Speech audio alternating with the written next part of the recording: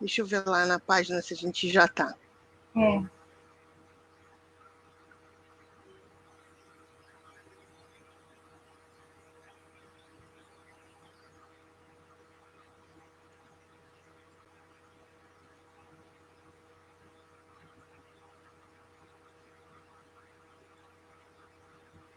Já está aparecendo.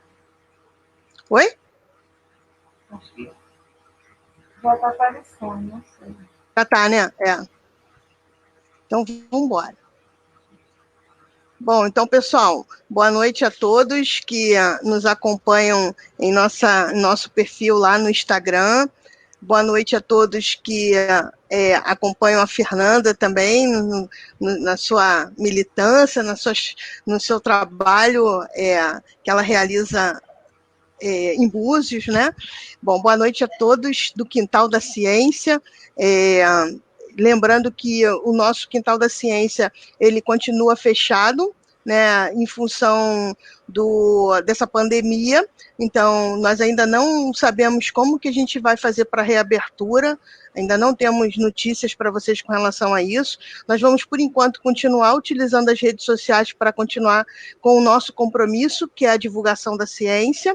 E aí, com isso, nós iniciamos algumas lives no Instagram e hoje nós estamos inaugurando aqui a nossa página do Facebook com essa live que é tão aguardada e que não aconteceu na quinta-feira por conta da internet, mas hoje finalmente estamos aqui e vamos estar batendo um papo com a Fernanda, né?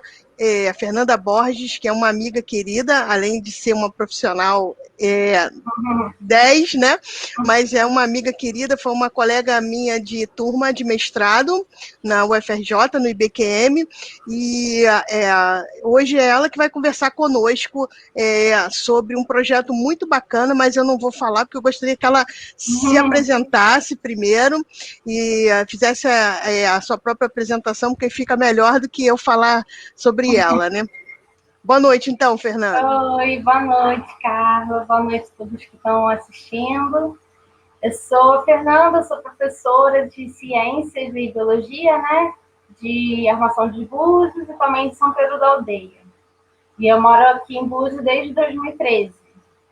E a minha pesquisa de mestrado, né, foi sobre um ecossistema muito especial que nós temos aqui em Búzios, que é o Mangue de Pedra, que tem toda uma relação especial também com a comunidade quilombola da Rasa.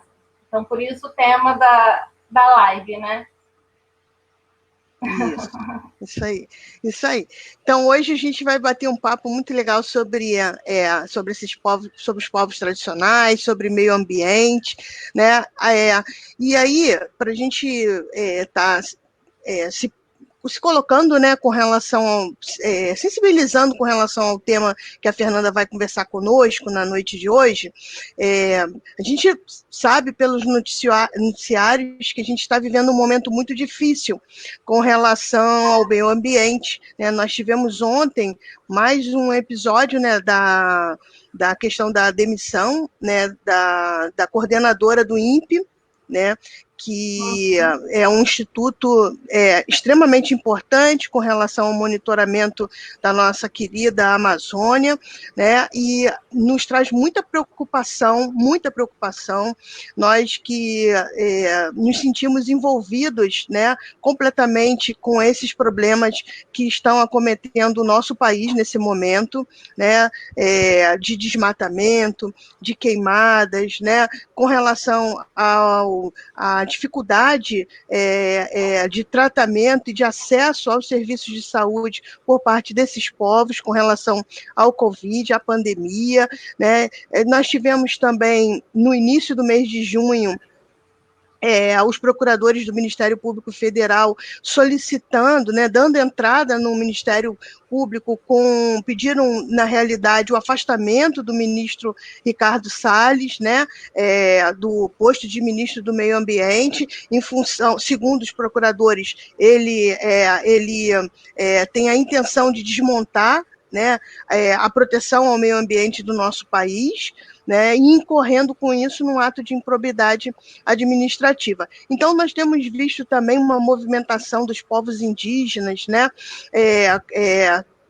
tentando, né, buscando cuidar do nosso clima, buscando cuidar das nossas florestas, e aí nós temos, diante desse cenário todo, né, a gente percebe o quão desigual o nosso país é, né, Fernanda? E aí, diante disso, a gente queria saber de você, o que que você que está envolvida com essas questões, qual é o impacto da pandemia nessas desigualdades do nosso país? Pois é, né, Carla? Nosso país já é muito desigual, né? E agora na pandemia as coisas ficaram escancaradas, né? Ficaram muito fortes, né? Assim, muitas pessoas com problemas, assim, precisando muito da cesta básica, ter ali um auxílio mínimo, uma renda básica, e o governo realmente demorando demais, né? Atender as prefeituras, os estados, a questão da saúde e tudo mais. Então, assim, a gente vê um projeto mesmo de destruição das pessoas, mas também do meio ambiente, né? E muito mais daquelas pessoas que vivem diretamente, né, a partir desse ambiente, né? Que geralmente são esses povos tradicionais, né? Os indígenas, os quilombolas, pescadores artesanais. Então, tudo isso a gente fica pensando, né? Que quando a gente conserva o meio ambiente, a gente também está conservando a cultura, está garantindo os direitos desses povos tradicionais e vice-versa, né? Acho que essa luta tem que ser junta, né? E quando você estava falando aí desses últimos acontecimentos agora em relação ao meio ambiente, né? A gente vê que o mês agora de junho foi, desde 2007, né? Foi o mês que mais teve queimadas, né? Desde 2007 que não haviam tantas queimadas assim, no mês de junho, que preocupa muito.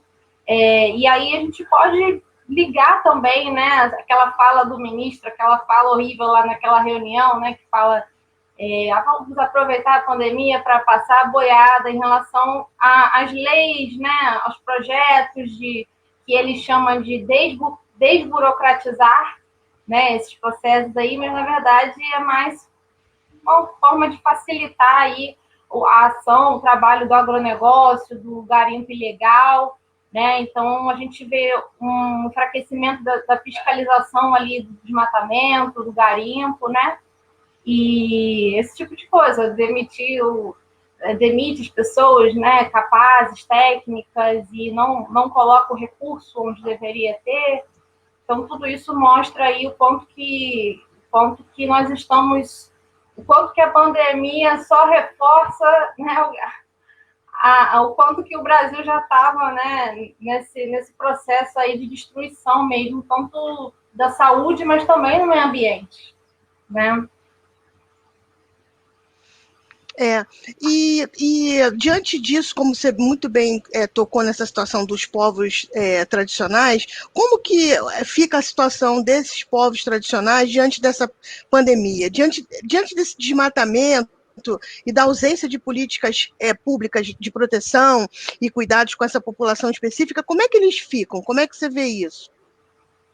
A gente tem visto muitas notícias, né, falando da dificuldade dos indígenas e quilombolas também de ter um acesso à saúde, né, de qualidade, o quanto que eles estão sofrendo e a própria cultura deles, né, a lógica deles de comunidade, tem uma aproximação assim entre as pessoas, não tem como fazer isolamento, né, onde eles moram, então tudo isso acaba dificultando essa ação, né, mais direta assim, para combater a pandemia, né, nessas comunidades. E, além disso, a gente também tem como pensar, algumas pesquisas já mostram, pesquisa da CONAC, que é a Coordenação Nacional de Articulação das Comunidades Negras Rurais Quilombolas, e Intervozes, que é o Coletivo Brasil de Comunicação Social, eles fizeram uma pesquisa em várias comunidades quilombolas do Brasil para ver como que essas comunidades estão tendo acesso às informações sobre o Covid, né, como se prevenir e tudo mais.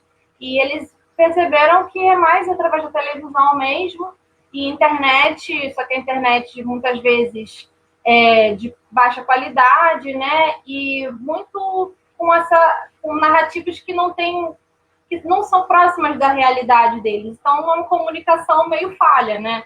Como que você vai se comunicar, né? Pessoas que moram na cidade, né? Que são brancas, como que você vai atingir, né, as comunidades quilombolas, as comunidades indígenas, dando informação de qualidade, né, com a divulgação científica. Já é difícil para a gente aqui, a gente vê quantas pessoas, né, vivem na rua e sem máscara, acreditando em fake news. Imagina, às vezes, pessoas que estão longe, né, dessa realidade, né, longe, né, de um acesso melhor mesmo à informação, uma qualidade melhor da internet e tal, e se encontram abandonadas também, porque não há uma orientação do próprio governo, não há uma produção de conteúdo específico para essas comunidades, né, tanto pelo Ministério da Agricultura quanto pelos outros órgãos responsáveis, né, por esses povos tradicionais. Então, eles ficam muito à deriva, né, muito à mercê do que a pandemia traz para eles. Fora que o desmatamento também acaba levando esse vírus mais próximo, né, as pessoas que vêm de outras cidades acabam entrando cada vez mais próximo dessas comunidades. Lembrando que nem todas as comunidades de povos tradicionais vivem em áreas rurais ou em áreas de mata, né, de ecossistema assim, mais conservado, mas grande parte sim. Então, por isso que a gente acaba falando, né, como se fosse uma coisa só, né? Mas é isso, assim, eles acabam tendo muita dificuldade. E aí, engraçado que quando a gente ia fazer a live na semana passada, né, no mesmo dia, saiu aí, sancionaram a lei, né? O governo sancionou uma lei que protege, só semana passada, que garante, que considerou os povos tradicionais como em situação extremamente vulnerável, né? E mesmo assim, por quê? Por que fizeram isso? Porque teve uma pressão aí dos investidores, né, de mercado e tal, justamente criticando essa questão do desmatamento, e aí o governo resolveu mostrar o serviço, mas mesmo assim com muitos vetos, né? Então, na lei que a parte que pedia aí a garantia de leitos de UTI e tudo mais foi vetada. A garantia de água potável foi vetada, né? E aí até o general Mourão ficou falando que não, os índios não precisam de água potável porque eles já usam a água dos rios, né? Como se a água dos rios fosse potável, né? Então, é complicado, é total falta de cuidado, total falta de atenção mesmo para a realidade dessas comunidades, né? Complicado. E nós, acompanhando também as notícias, né, nós vimos também a chegada de uma quantidade muito grande de um medicamento que, inclusive, está nesse debate aqui dentro pelo menos aqui dentro do Brasil, do nosso país, que é a hidroxicloroquina, que já científica, a ciência, pesquisadores, especialistas na área, vários artigos já foram lançados na Lancet, informando a sociedade, o público não especializado, de que não é um medicamento comprovadamente eficaz, né? Pelo contrário, alguns estudos demonstram até um agravamento de problemas cardíacos, e nós assistimos tristemente a chegada de inúmeras caixas. Eu não lembro bem qual foi a comunidade indígena, mas eu fiquei bastante preocupada com essa situação, porque ela tem até um certo verniz de preocupação de que está levando assistência de saúde, né? No entanto, para quem acompanha as publicações da ciência, os canais de divulgação científica que têm incansavelmente combatido a questão da hidroxicloroquina, já sabemos que é algo que, na realidade, não era nem para estar lá, né? Aquelas caixas, né? Que se não serve, que se não é bom para a população em geral, por que então encaminhá-la para os indígenas, né? Para as comunidades mais vulneráveis, né? Então, é algo... Fora os efeitos colaterais, né? Que quem toma cloroquina deve ter ali um acompanhamento por causa dos efeitos colaterais, e obviamente essas pessoas não vão ter acompanhamento médico nenhum. Então, elas estão mais vulneráveis tomando esse remédio do que ao não tomar, né? Sim. Essas são questões assim que tem, pelo menos com a pandemia, tem nos despertado bastante para a invisibilidade que esse povo, historicamente, vem tendo, né, no Brasil, principalmente, né? Então, a gente tem visto, acompanhado um movimento, por um lado, um movimento de descaso e de completa indiferença, e até colocando em risco maior a vida desses povos, e mais, de outro lado, eu tenho acompanhado bastante nas redes sociais e tal, tenho visto que grandes coletivos têm se mobilizado, surgiram outros, né, no meio da pandemia para ajuda, né? Eu estava vendo a questão da questão da alimentação, né? Então, uma comunidade quilombola em São Paulo, então estava com a sua produção praticamente em estoque, porque elas produziam para as escolas, com as escolas fechadas e os restaurantes, então se conseguiram um meio de fazer chegar, eles começaram a produzir, não só aquela que estava em estoque, mais, para chegar e aí, lógico, fizeram vaquinha virtual, empresas entraram, né, outras pessoas entraram na ajuda, né, e aí conseguiu chegar a comunidades de São Paulo, né, vulneráveis, e ajudando com a questão da alimentação. Achei muito bacana a iniciativa, né, e uma fala de uma pessoa lá do Quilombo que falou assim, olha, agora a gente é diferente a produção que a gente faz aqui, porque a gente sabe que vai para pessoas iguais a nós, que estão passando dificuldade como nós. Então é muito mais gratificante, né? Então isso me marcou bastante, eu estava lendo isso no final de semana, no sábado e no domingo. E falando em quilombola, a gente queria te perguntar sobre isso, já entrando nessa questão, como você poderia falar um pouco da sua experiência lá no Quilombo da Rasa e no Mangue de Pedra?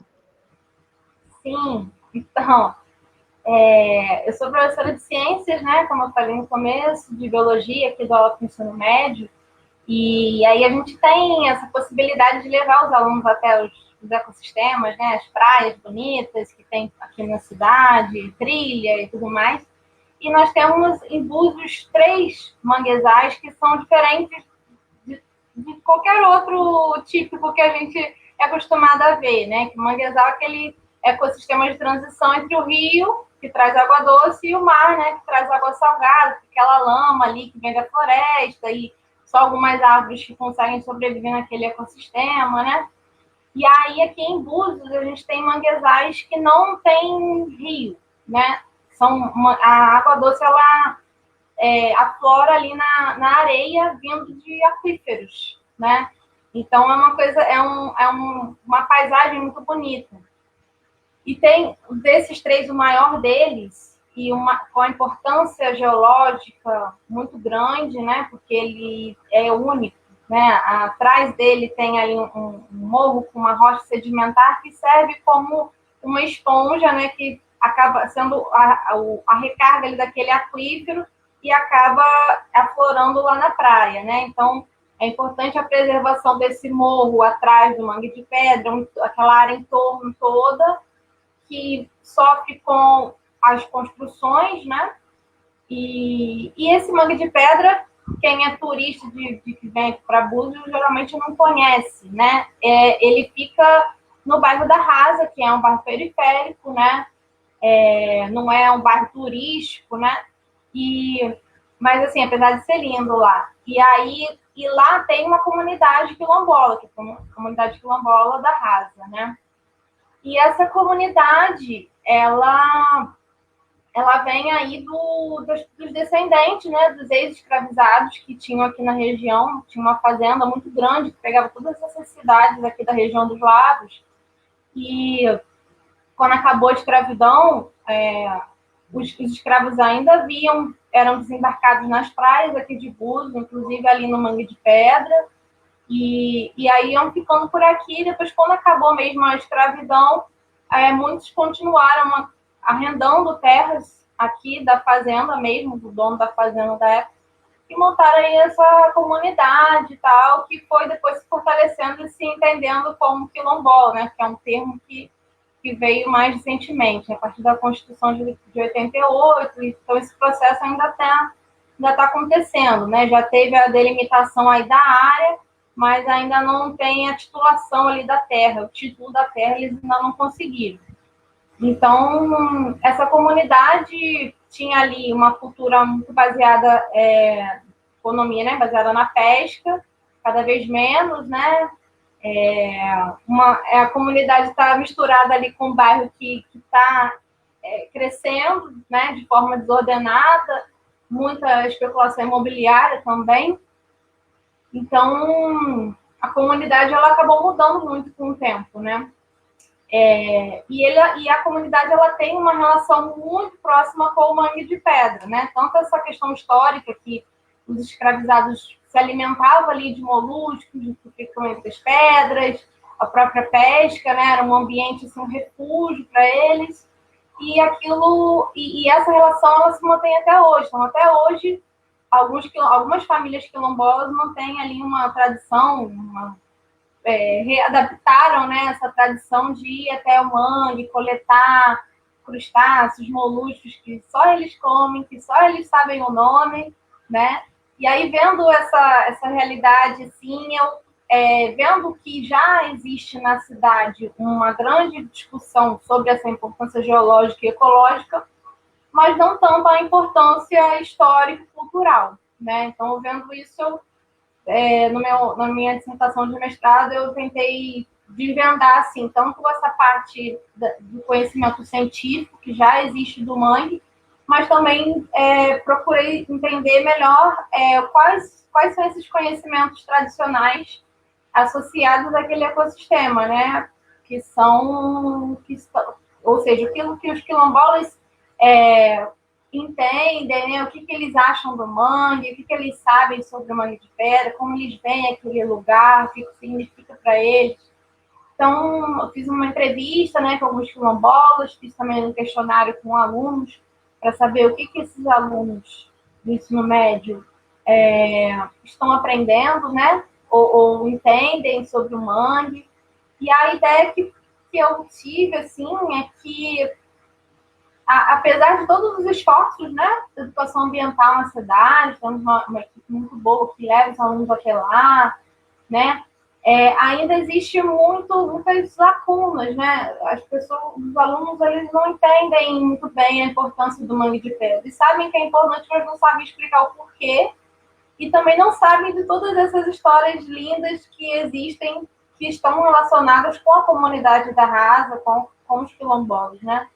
Então, e eu vi, assim, que o meu trabalho vem com essa ideia, né, de divulgar. Ainda não fiz o meu produto, mas ainda vou montar, né, algumas formas de divulgar melhor esse conhecimento que eu adquiri. E também pensar em outros projetos, né, com os quilombolas também, tentando mostrar para a própria comunidade, para os moradores de Búzios em geral, quanto que é importante a conservação do mangue, não só pela questão ecológica, né, por manter o ecossistema, mas também por manter, por valorizar a cultura, valorizar a memória, né, daquela comunidade. Então, não existe comunidade da Rasa sem o mangue ou vice-versa, né, eles estão ligados. E, inclusive, na delimitação que já existe, né, das terras quilombolas, o mangue está dentro, e é isso, assim. Então, eu fiz toda uma discussão, né, de como que a educação ambiental ela precisa incluir essas outras perspectivas, né, histórica, cultural, né, os conhecimentos tradicionais, não só os científicos. Ô, Fernanda, esses seus alunos, alguns deles são crianças que são de lá, que vivem lá no Quilombola? Alguns são, não? eu sou um adolescente já, né? Que eu fiz era uma faixa de 15 anos de idade, por aí. A minoria, assim, pouquíssimo, uns 10 até esqueci quantos que eu fiz. Eram 5 turmas, vamos supor, e 10 alunos Mas que se identificaram como quilombola, né? Que também é, pode ser e não se identificar assim, não, né? uhum. Eles, Ou ainda eles, não. eles frequentam as escolas de aí ao redor do entorno do quilombola, eles frequentam, tanto os jovens quanto as crianças, frequentam as escolas municipais, estaduais, Sim, locais. sim, tranquilo. Na verdade, não existe uma separação muito grande, porque quando a gente tem a ideia de quilombo, né, comunidade quilombola, indígena, parece que eles estão no meio do mato, né, Uhum, isolados de todos, mas nem todos são assim, né? Tem muitos que estão na cidade, na verdade, esse é um quilombo urbano, né? Apesar de ter uhum, essa relação com a praia, com o mangue, com esse ecossistema todo aqui, né, da Restinga e tudo mais, mas tá no meio do bairro, né? Tá bem espalhado, não é uma área única, são várias áreas, né? Que uhum. acabam, que são essas 420 famílias. É até bem grande. 420. É, É grande, é. E a escola, ela não faz, às vezes, por exemplo, visitas, a passeios, aula de campo lá no Mangue? Não. Faz? faz, então, Não. faz. Só, a prefeitura, ela oferece, né, um passeio com ônibus do colégio, mas ainda é muito, muito limitado, porque tem essa coisa do horário, tem que ser ao longo da aula, não tem... E aí que eu percebi que os alunos não tinham muita vivência, assim, com o mangue, né? Eles iam lá de passagem, né? Mais para, olha que lindo, mas, assim, não pega, não vê, não sabe quais são os bichos que tem, né? É um conhecimento superficial que melhor do que nada, né? Tá ótimo, porque o trabalho que é feito aqui é maravilhoso, né? Mas eu acho que tinha que ser mais ainda, né? A prefeitura tinha que dar mais É, ainda valor, porque realmente tem essa importância para a comunidade também, né? E é. esse estudo mútuo aí dessas duas situações importantes, né? Tanto o ecossistema quanto a comunidade quilombola, toda a história de Búzios também, que não é valorizado, né? É porque nós, turistas, né, quando pensamos em Búzios, eu mesmo, quando fui a Búzios, a gente conhece a parte urbana, aquela parte que todo mundo vai, onde os restaurantes são caríssimos, a praia, né? Então, são bem diferentes. Eu só fui saber, né, que existia um quilombola lá com você, contigo na É, turma de mestrado, né? E aí a gente ficou sabendo e tal. Mas mesmo assim, muito superficialmente agora, você conversando uhum. conosco aqui, é que a gente tem uma ideia melhor, um pouco melhor, né, do que a história de Búzios está intrinsecamente, está ligada, né? Não dá para contar a história de Búzios sem falar do Mangue de Pedra, sem falar do Quilombola, né? É, Isso as pessoas não sabem, né? Quem não e sabe. tem, na verdade, outra comunidade, que é essa que eu estudei Ah, é? uma, né? Que é a da Rasa, é a maior, mas também tem a da Bahia Formosa, que é em outro bairro. Ah, é? Ah, Tem dois que tem poucos estudos também. Tem um amigo que está estudando sobre essa comunidade agora, mas então é isso, sim. Acho que os cientistas também têm que ter mais um olhar mais atento também para falar sobre isso e, consequentemente, aí os professores da cidade, né, sim. trazerem esse tema aí para a escola e debater com os alunos, porque realmente é um tema que não é muito debatido, né? Como um tema transversal, né? Até dentro do projeto político das escolas, né? Isso na realidade, ela passa pela matemática, por Com português, por certeza. geografia, né? Não só biologia, mas por todas as outras áreas da ciência. E uma curiosidade, Fernanda, você sempre morou aí? Sempre morou, né, em Búzios? Não. Não, foi Não. desde 2013, quando eu passei no concurso, eu vim para cá. já com o emprego, com tudo, né? Não tem família nem nada, mas eu fui gostando muito da cidade, me envolvendo, né? E esse trabalho também é um pouco disso, né? Essa vontade de fazer alguma coisa pela cidade também, né? De deixar aí alguma coisa para a cidade, né? Entendi. Bom, outra questão que a gente queria te perguntar é como é que está isso, com a pandemia, como é que está a comunidade da Rasa? Como é que você está percebendo aí o impacto disso tudo, que a gente falou muito a nível de Brasil, mas aí, no local, como é que está acontecendo as coisas aí? Também não existe nenhuma política da prefeitura voltada para as duas comunidades quilombolas que tem aqui, né? A prefeitura distribuiu cestas básicas, mas já parou também, não foi o suficiente, né? Que Búzios, como tem uma dependência muito grande do turismo, logo as pessoas ficaram sem nenhuma renda, então foi uma coisa assim abrupta, né? Essa coisa de fechar o comércio e tudo, e aqui fechou bem no começo, mesmo junto com o Rio. Então as pessoas ficaram totalmente sem dinheiro, né? E principalmente quem é dependente do turismo. E a comunidade em si teve bastante caso, né? Mais de 30 casos suspeitos aí.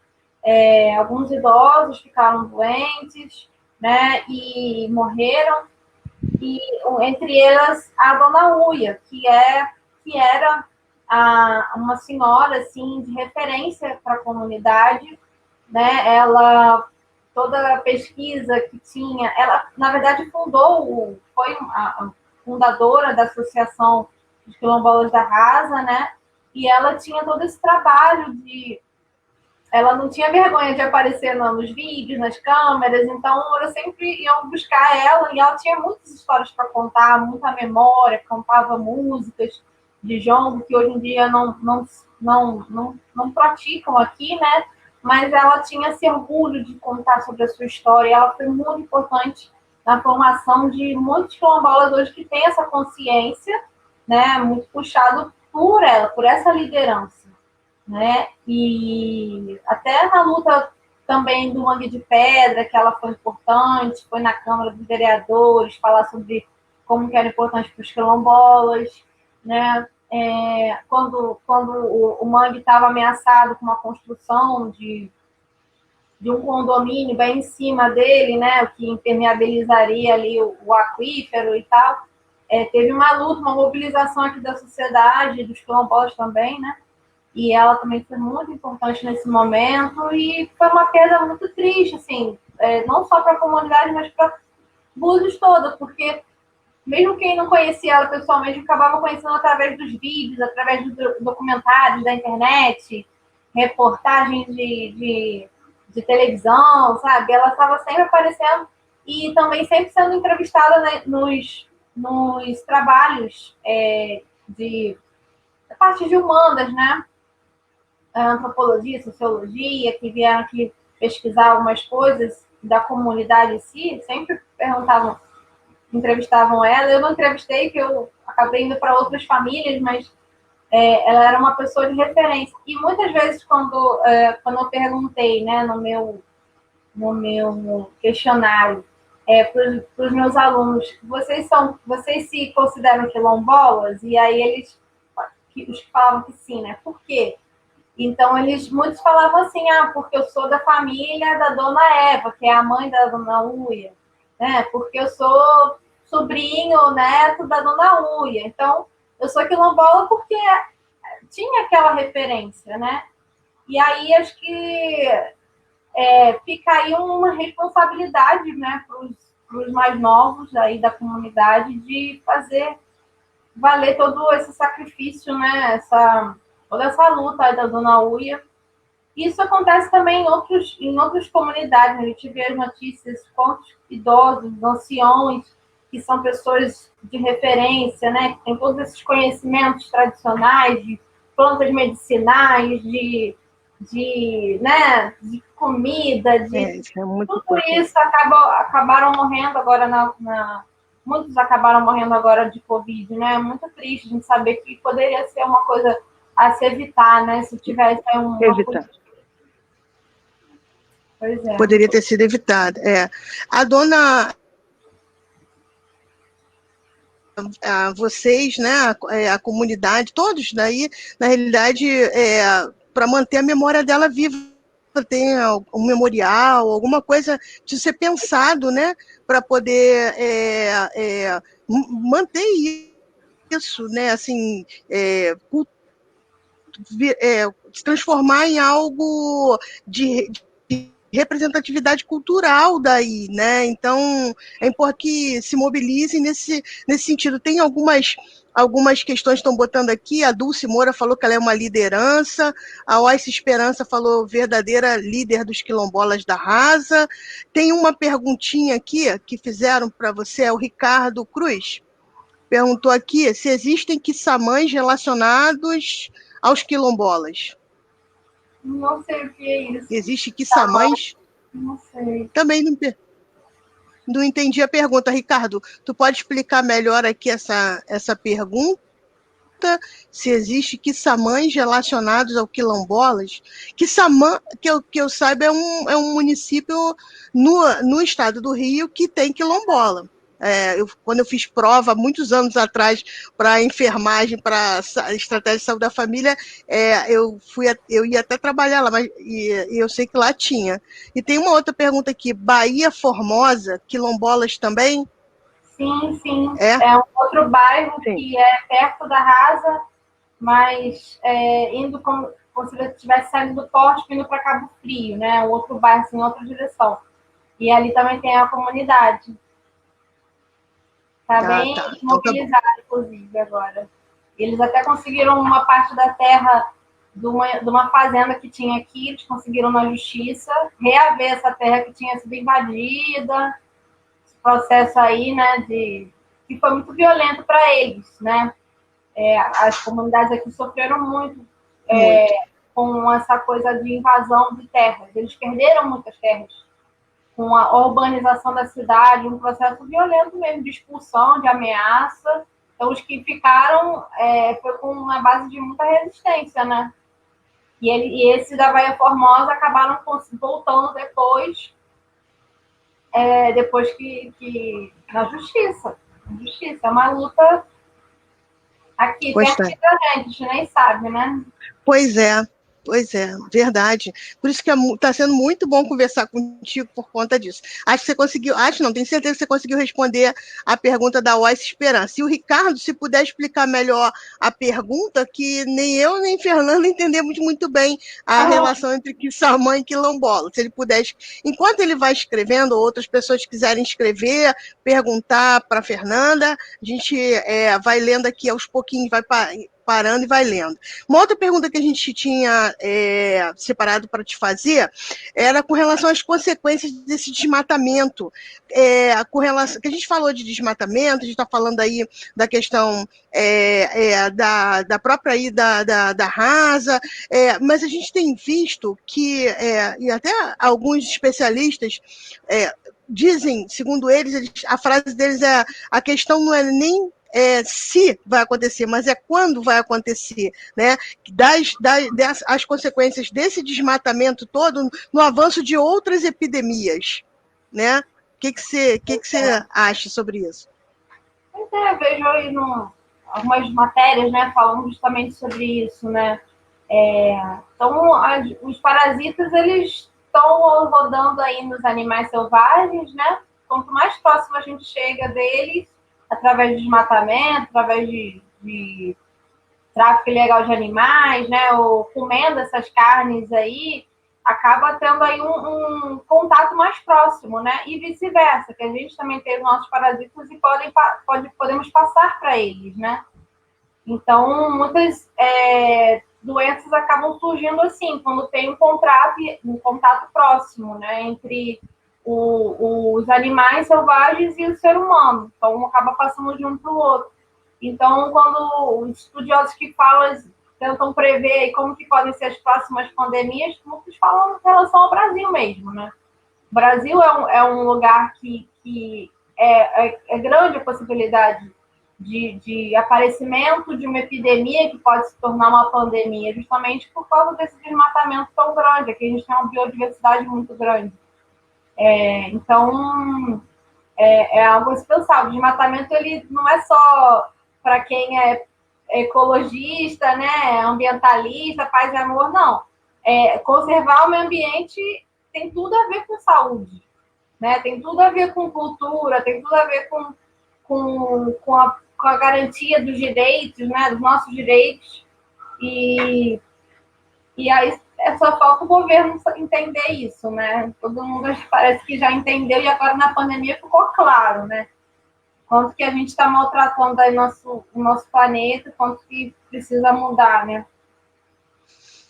E eu tenho percebido isso também, Fernanda, assim, que apesar de uma grande massa ainda de indiferentes com relação às questões ambientais, mas eu não sei se é porque também eu vivo numa bolha, e é na bolha que eu vivo, tem muitos ativistas, muito coletivo ligado a isso, né? Uhum. Então a gente, talvez se eu furar a minha bolinha aqui nas redes sociais, talvez eu venha ficar espantada, mas eu tenho percebido esse discurso, esse debate constante, né? Você abre as redes sociais, então você vê inúmeros painéis de discussão, então você vai falar de economia, a questão ambiental está lá. Então, se propõe a falar sobre vacina, a questão ambiental está lá. Então, a proposta é falar sobre qualquer outra questão, você vê que a pauta tem sempre na pauta a questão ambiental. Então, essa pandemia, dentre tantas questões que tem levantado os véus de tantas questões na sociedade, a questão ambiental me parece que é algo que não é uma questão, é uma pauta que não tem mais como ficar fora de qualquer tipo de discussão que se venha a ter no futuro, pós-pandemia, não só na pandemia, mas pós-pandemia, nessa construção de que todos falam aí desse novo normal, mas que esse novo normal ele não vai ser um novo normal se nós mantivermos os mesmos hábitos, a mesma deseducação, a mesma irresponsabilidade com relação ao meio ambiente, com relação aos povos tradicionais. Então, ele só vai ser um novo normal se nós passarmos a ter, ou a grande maioria de nós, tivermos uma postura e uma relação diferente com o meio ambiente, com os povos tradicionais, com a questão da diversidade, né?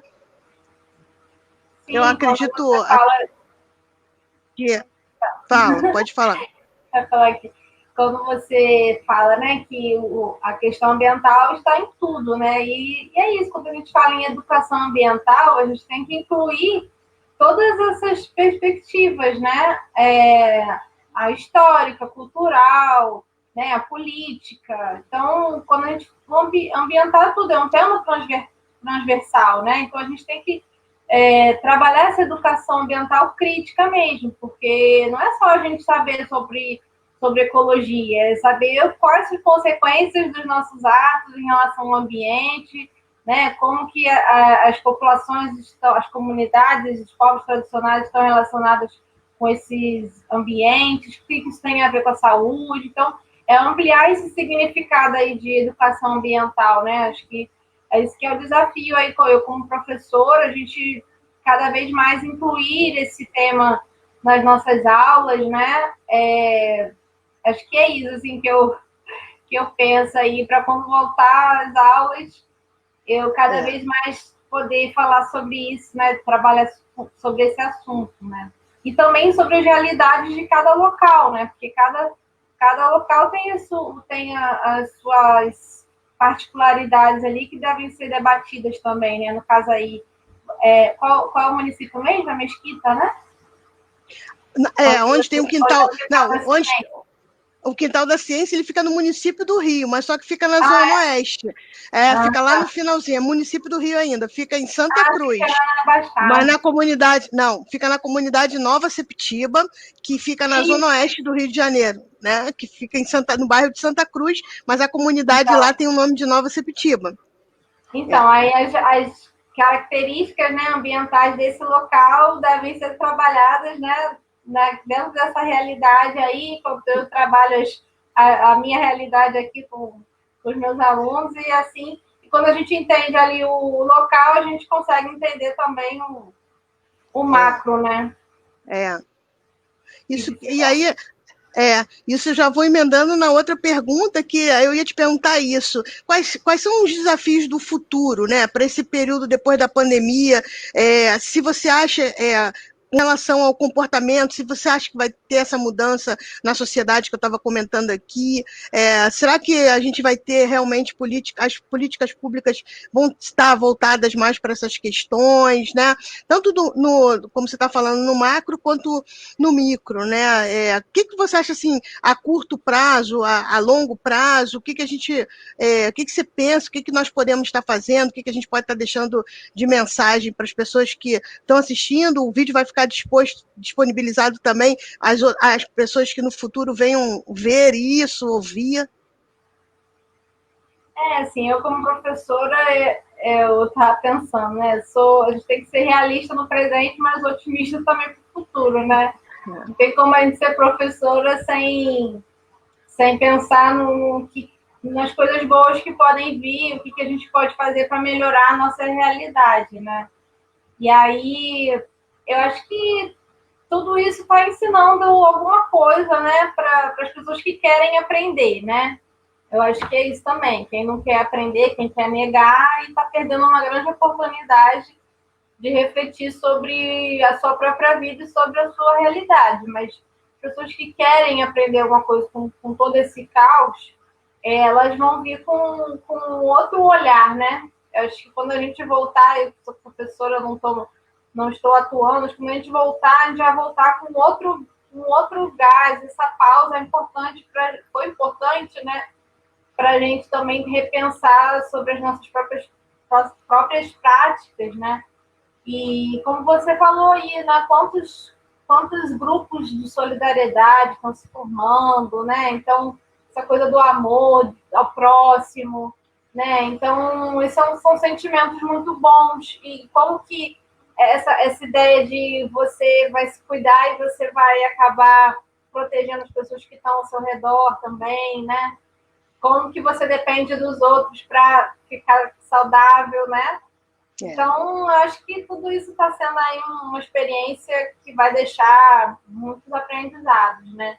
Fora a questão da luta antirracista também, que bombou agora na pandemia, né? A gente está cada vez mais entrando nesse debate. E aí, acho que é isso. Acho que a gente tem que pensar também para o futuro, né? Na hora de votar em mulheres, votar em negros e indígenas que possam representar, ou então pessoas que também lutem por essas causas, né? Mas preferir esse tipo de político, né? Vai estar ali com ele levando ali uma pauta, levando ali, né, uma luta aí de todas essas coisas que a gente estava falando aqui agora. Acho que isso também deve ser, da próxima vez que todo mundo for votar, espero que seja com mais consciência ainda, né? Isso que você está deixando de mensagem, até uma mensagem aqui interessante. A Ois Esperança está falando aqui. As mudanças serão gradativas, não acredito em mudanças a curto e médio prazos, não. O negacionismo da ciência e da realidade andam lado a lado com o vírus e a pandemia.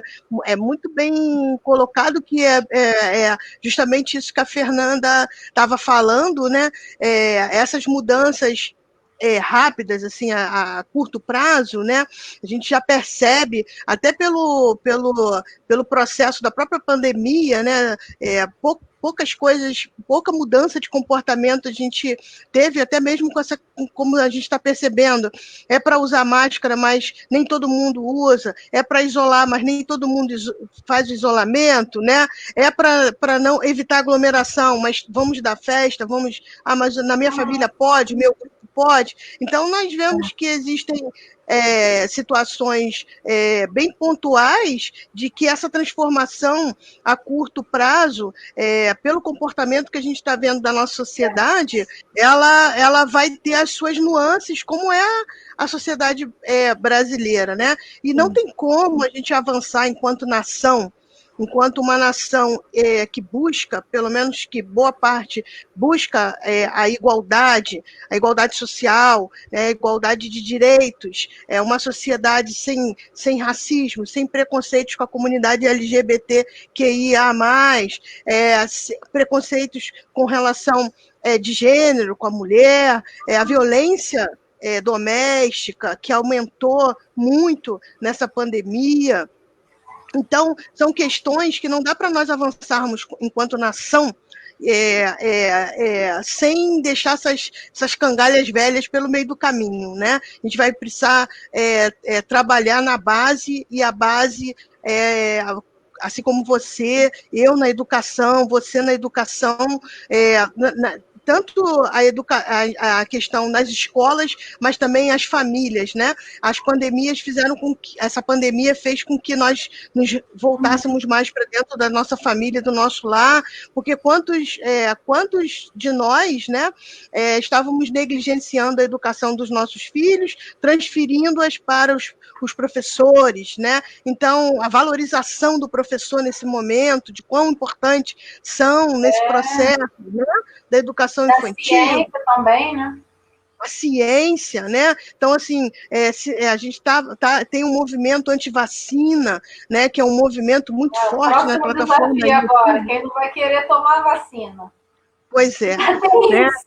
E aí a gente se preocupa com isso no futuro. Então, por isso que essas mudanças, conforme a OS Esperança estão falando aqui, realmente, né, é algo que vai ser gradativo, lento, porque a gente ainda tem grandes grupos da sociedade ainda com o negacionismo da ciência, apesar da relação com a ciência hoje, com essa pandemia, as pessoas estarem buscando mais sites, redes sociais, núcleos de divulgação científica para se apossar, né, das informações, mas, por outro lado, também, infelizmente, ainda vemos ainda um grupo muito forte de negação da ciência, né, com relação a esses movimentos, né, antivacina, o terraplanismo. Quer falar, Fernanda? Não, é falar que a gente vê como que é importante também a gente voltar aí para a escola, como voltar, né? A gente mostrar, trabalhar muito bem essa questão, o significado do método científico, né? Como que a ciência trabalha, muito bem, dá muita atenção para esse tema, porque as pessoas não têm uma base, um pensamento crítico, um pensamento científico, e acabam acreditando em qualquer coisa, porque eles não sabem como que é a ciência, e como que a ciência acontece, né? Então, isso é uma das prioridades também, né? Devem ser quando a gente voltar, né, nas escolas. E em outros espaços, né, como quintal da ciência também. Verdade, porque a ciência ela tem o seu tempo, né? A ciência, nem sempre o tempo da ciência é o mesmo.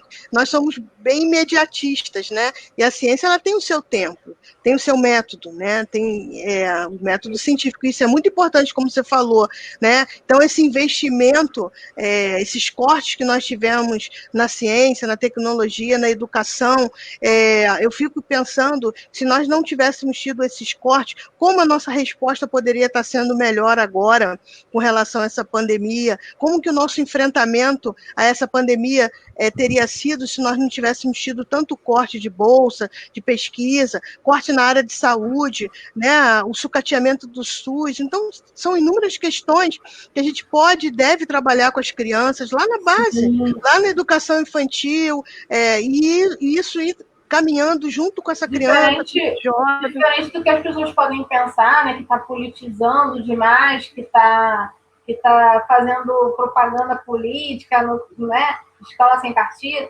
na verdade a gente está debatendo a sociedade, né, debatendo o que é o poder, qual o papel do Estado, né, em relação à sociedade. Então, isso aí é o nosso papel enquanto educadores também. Sim. Né?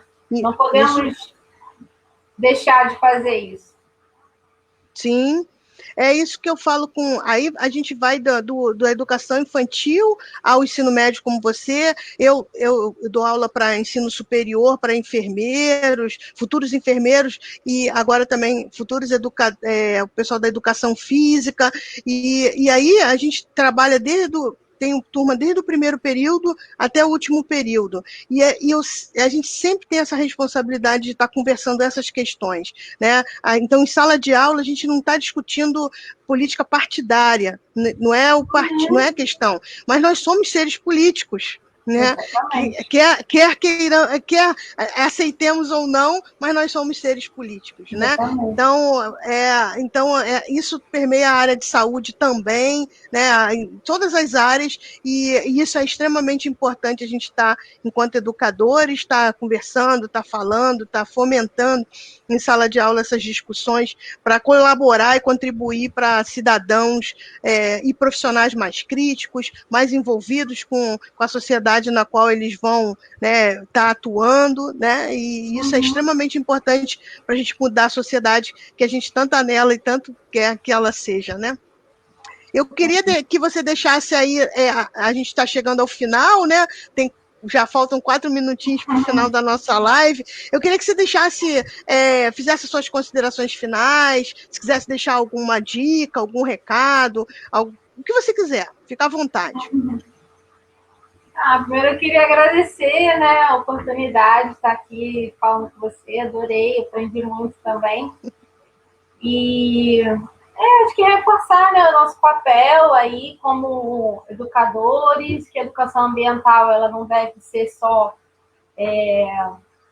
dessa parte, né, científica, das ciências naturais, mas também incluir a política, a cultura, a história, os conhecimentos tradicionais, né? Isso aí serve tanto aqui para o que eu faço em Búzios, mas para todo mundo. Acho que a gente tem que começar a pensar a educação ambiental dessa forma mais ampla, né? E é isso, acho que esses espaços aqui, né, que eles floresçam, que cada vez mais se amplie, cresça, multiplique, porque é isso que a gente precisa, fazendo um pouquinho, cada um fazendo a sua parte, né, a gente consegue mudar a nossa realidade, né, e o nosso local ali, e depois, no futuro, quem sabe, né, a gente vai mudando a sociedade como um todo, aos pouquinhos, né, a longo prazo aí. Como vocês falaram, acho que é isso, tem que ter otimismo a partir desse caos todo, dessa desgraça toda, né? Ver aí o quanto que a gente pode aprender e fazer, né? Qual a nossa responsabilidade em tudo isso, né? Acho que verdade. Vários. Tem uma contribuição aqui, que eu vou até ler, que eu achei tão interessante aqui. Agradecer a todos que participaram. A Casa da Esperança colocou aqui algo muito importante, foi até que você falou. Tudo começa no voto consciente. O brasileiro precisa despertar para a importância de se interessar pela política e acompanhar as ações dos políticos. E mais, cobrá-los para que as políticas públicas atendam às necessidades da maioria e principalmente dos mais vulneráveis, né? A Dulce também parabenizando, muito importante essa conversa. Então, acho que fica esse recado para o futuro, né? Esses espaços nunca foram tão importantes, né? A gente está distanciado fisicamente, mas graças à internet, graças a essa oportunidade que a gente tem de poder estar divulgando a ciência, falando sobre ciência, né? E trocando com a Fernanda e com outros, a gente vai dar continuidade ao nosso projeto, que é a Ciência das Coisas, né? Então, o Quintal da Ciência vai permanecer fechado, porque nós temos essa responsabilidade com relação a não aglomerações, temos consciência disso, né? Mas vamos continuar divulgando a ciência através dos canais que nos são permitidos, né? Através das redes sociais, continuar falando, discutindo, conversando, pensando sobre ciência, né? E a importância da ciência nas nossas vidas. Fernanda, muito obrigada pela sua participação. Eu adorei te rever. Finalmente saiu. A gente pode, né? Dessa vez saiu bem. Muito. Agradeço Poxa, muito muito, obrigada. tá, pela oportunidade. Obrigada mesmo. Um beijo grande, tá? E a gente vai se falando. Boa noite a todos que estiveram aqui conosco. Muito obrigada pela participação de todos e até a semana que vem com mais uma live, tá bom? Boa noite a todos. Boa noite.